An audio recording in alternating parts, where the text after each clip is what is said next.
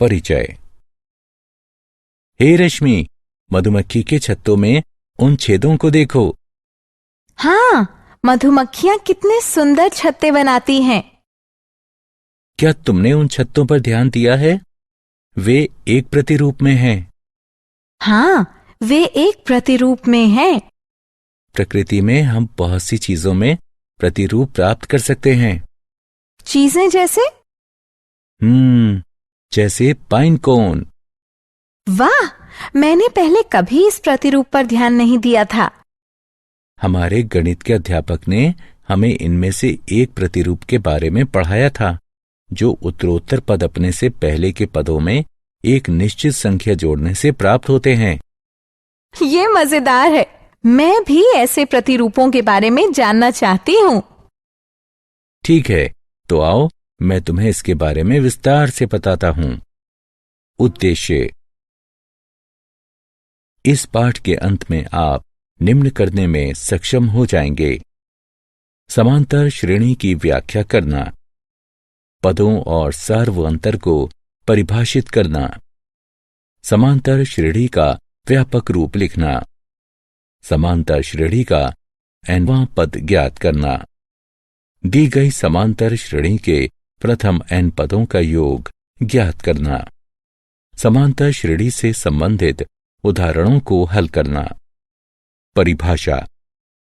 प्रकृति में बहुत सी वस्तुएं एक प्रतिरूप का अनुसरण करती हैं, जैसे सूरजमुखी के फूल की पंखुड़ियां, कैक्टस पर पाए जाने वाले प्रतिरूप इत्यादि। समांतर श्रेणी इस प्रकार के प्रतिरूपों का अध्ययन है। समांतर श्रेणी को समांतर श्रृंखला भी कहा जा सकता है। समांतर श्रेणी के बारे में बात करने से पहले आइए जान लें कि श्रृंखला क्या होती है। श्रृंखला उन संख्याओं का समूह होती है जो एक निश्चित प्रारूप का अनुसरण करते हैं। हम श्रृंखला की प्रत्येक संख्या को पद कहते हैं। श्रृंखला के इन उदाहरणों को देखिए। यह पहला पद है, यह दूसरा पद है, यह तीसरा पद है और इसी तरह आगे भी।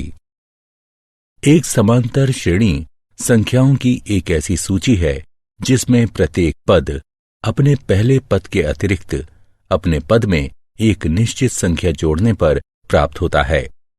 यह निश्चित संख्या AP का सार्व अंतर कहलाती है। इस श्रृंखला को देखिए। हम देख सकते हैं कि यहां सार्व अंतर 3 है। व्यापक रूप से हम एक समांतर श्रृंखला को निम्न प्रकार लिख सकते हैं, जहां A पहला पद है और D पदों के बीच का अंतर, जिसे सार्व अंतर कहते हैं। इस उदाहरण को देखो।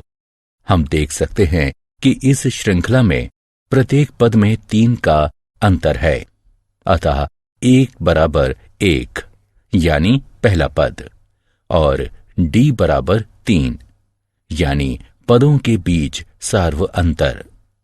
A और D के प्रयोग से श्रृंखला का निर्माण करें। हम जानते हैं कि AP A जमा D, A जमा 2D, A जमा 3D आदि है। A और D का मान रखने पर हमें प्राप्त होता है 1 जमा 3, 1 जमा 2 गुणा 3, 1 जमा 3 गुणा 3 आदि, जिससे श्रृंखला 1, 4, 7, 10 आदि प्राप्त होती है। समांतर श्रेणियां 2 प्रकार की होती हैं: परिमित समांतर श्रेणियां और अपरिमित समांतर श्रेणियां। वह समांतर श्रेणी जिसमें पदों की संख्या परिमित होती है या जिसमें एक अंतिम पद होता है, उसे परिमित समांतर श्रेणी कहते हैं। और समांतर श्रेणी जिसमें पदों की संख्या अपरिमित होती है या जिसमें कोई अंतिम पद नहीं होता, उसे अपरिमित समांतर श्रेणी कहते हैं। यहां अपरिमित समांतर श्रेणियों के कुछ उदाहरण हैं। अब इस श्रृंखला को देखिए। क्या आप सार्व अंतर बता सकते हैं? हां, आप सही हैं। इसका सार्व अंतर ऋण 3 है। सामान्यतः एक AP, A1, A2 आदि के लिए हमारे पास एक D बराबर AK जमा 1 ऋण AK होता है, जहां AK जमा 1 और AK क्रमशः K जमा 1वां और Kवां पद होते हैं। उदाहरण, आइए कुछ उदाहरण हल करें। इस श्रृंखला को देखिए। हम ज्ञात करेंगे कि ये संख्याएं AP बनाती हैं या नहीं। यहां A1 ऋण 3 है, A2 ऋण 3 है, A3 ऋण 3 है, इत्यादि। आइए A2 ऋण A1 ज्ञात करें, जो कि 3 ऋण 3 के बराबर है, जो कि 3 जमा 3 बराबर 6 के है। साथ ही A3 ऋण A2 बराबर ऋण 3 बराबर ऋण 6 है। इसी तरह A2 ऋण A1 A3 ऋण A2 के बराबर नहीं है। दी गई श्रृंखला समांतर श्रेणी नहीं है। एक AP का nवां पद। यदि एक समांतर श्रेणी का पहला पद A1 है और उत्तरोत्तर पदों का सार्व अंतर D है, तो श्रृंखला का nवां पद निम्नलिखित होगा। हम जानते हैं कि इसे AP का व्यापक पद AN कहते हैं। यदि AP में M पद हैं, तो AM अंतिम पद को निरूपित करता है, जिसे कई बार L से भी निरूपित करते हैं। आइए अब nवां पद के सूत्र के प्रयोग से दी गई AP का 8वां पद ज्ञात करें। यहां A बराबर 2, D बराबर 7 घटा 2 बराबर 5 और N बराबर 8 है। हम जानते हैं कि AN बराबर A जमा N घटा 1 D, अतः A8 बराबर 2 जमा 8 ऋण 1 गुणा 5 बराबर 2 जमा 35 बराबर 37। अतः दी गई AP का 8वां पद 37 है। उदाहरण, वह AP ज्ञात कीजिए जिसका चौथा पद 6 और 7वां पद 9 है। हल, दिया गया है कि चौथा पद 6 और 7वां पद 9 है, अतः A4 बराबर A जमा 4 घटा 1 D। इसलिए जो A जमा 3D बराबर 6 के है, इसे 1 के रूप में अंकित कीजिए, और A7 बराबर A जमा 7 ऋण 1 D, जो कि A जमा 6D बराबर 9 के है, इसे 2 के रूप में अंकित कीजिए। अब रैखिक समीकरण युग्म 1 और 2 को हल करने पर हमें प्राप्त होता है A बराबर 3 और D बराबर 1। अतः वांछित AP 3, 4, 5, 6, 7 है। मूल्यांकन। आगे बढ़ने से पहले आइए जांचें कि आपने कितना सीखा है। सही विकल्प पर क्लिक कीजिए। AP के प्रथम n पदों का योग। हम जानते हैं कि AP का nवां पद AN बराबर A1 जमा N ऋण 1 D होता है। मान लीजिए कि AP के प्रथम n पदों का योग S है, अतः हमारे पास है S बराबर A जमा A जमा D जमा A जमा 2D जमा इत्यादि जमा A जमा N ऋण 1 D। इसे 1 के रूप में अंकित कीजिए। अब हम इन पदों को उल्टे क्रम में लिखेंगे, अतः हमें प्राप्त हुआ S बराबर A जमा N ऋण 1 D जमा A जमा N ऋण 2 D जमा इत्यादि जमा A जमा D जमा A। इसे 2 के रूप में अंकित कीजिए। अब 1 और 2 का योग करने पर हमें निम्न प्राप्त होगा। ये एपी के प्रथम n पदों का योग है। इसे हम निम्न रूप में भी लिख सकते हैं। हम जानते हैं कि a जमा n ऋण 1 DAN है, अतः s हो जाता है n/2 गुणा a जमा AN। हम अंतिम पद AN को L के रूप में भी लिख सकते हैं, अतः s हो जाता है n/2 गुणा a जमा L। हम इस परिणाम का प्रयोग उस समय कर सकते हैं जब AP का प्रथम और अंतिम पद ज्ञात हो और सार्व अंतर ज्ञात नहीं हो। उदाहरण AP बराबर 2, 4, 6 इत्यादि के प्रथम 40 पदों का योग ज्ञात कीजिए। हम देख सकते हैं कि दी गई श्रेणी AP है, जिसका प्रथम पद A बराबर 2 और सार्व अंतर D बराबर 2 है। हमें प्रथम 40 पदों का योग ज्ञात करना है, अतः n बराबर 40।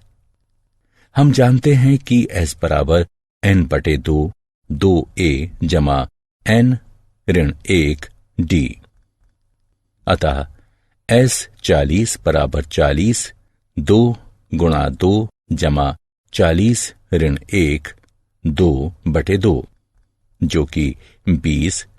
4 जमा 78 बराबर 1640 के बराबर है। अतः AP के प्रथम 40 पदों का योग 1640 है। प्रथम 1000 धनात्मक पूर्णांकों का योग ज्ञात कीजिए। मान लीजिए कि s बराबर 1 जमा 2 जमा 3 जमा इत्यादि जमा 1000। AP के प्रथम n पदों के योग का सूत्र प्रयोग करने से हमें निम्न प्राप्त होगा, और n का मान रखने पर निम्न। यह 500 गुणन 1001 के बराबर है, जो कि 500,500 होता है।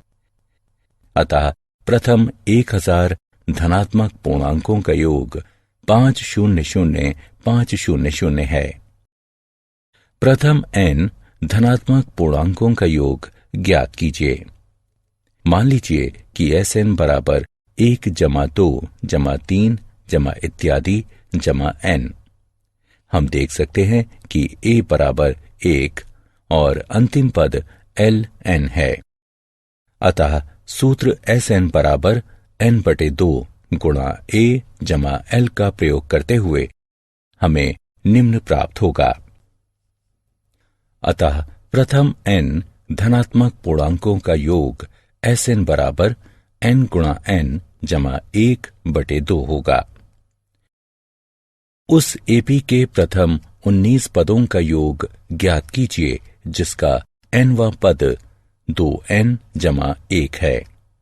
क्योंकि nवां पद 2n जमा 1 है, अतः प्रथम पद बराबर 2 1 जमा 1 बराबर 3, द्वितीय पद बराबर 2 2 जमा 1 बराबर 5 आदि, और 19वां पद बराबर 2 19 जमा 1 बराबर 39।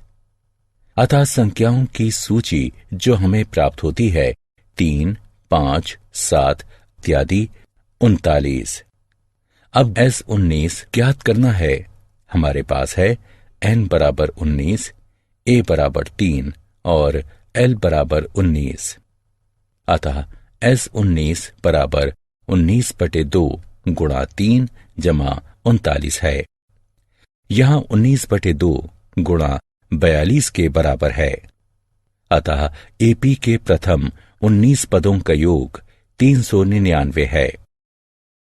क्या आप जानते हैं AP का nवां पद उसके प्रथम n पदों के योग और प्रथम n ऋण 1 पदों के योग का अंतर होता है, यानी AN बराबर SN ऋण SN ऋण 1। सारांश। आइए हमने जो कुछ सीखा है उसे संक्षेप में दोहराएं। एक समांतर श्रेणी संख्याओं की एक ऐसी सूची है जिसमें प्रत्येक पद अपने पहले पद के अतिरिक्त अपने पद में एक निश्चित संख्या जोड़ने पर प्राप्त होता है। निश्चित संख्या d को सार्व अंतर कहते हैं। AP का व्यापक रूप a जमा d, a जमा 2d, a जमा 3d आदि होता है। एक AP जिसका प्रथम पद a और सार्व अंतर d हो, उसका nवां पद या व्यापक पद an बराबर a जमा n ऋण 1 d होता है। AP के प्रथम n पदों का योग निम्न होता है।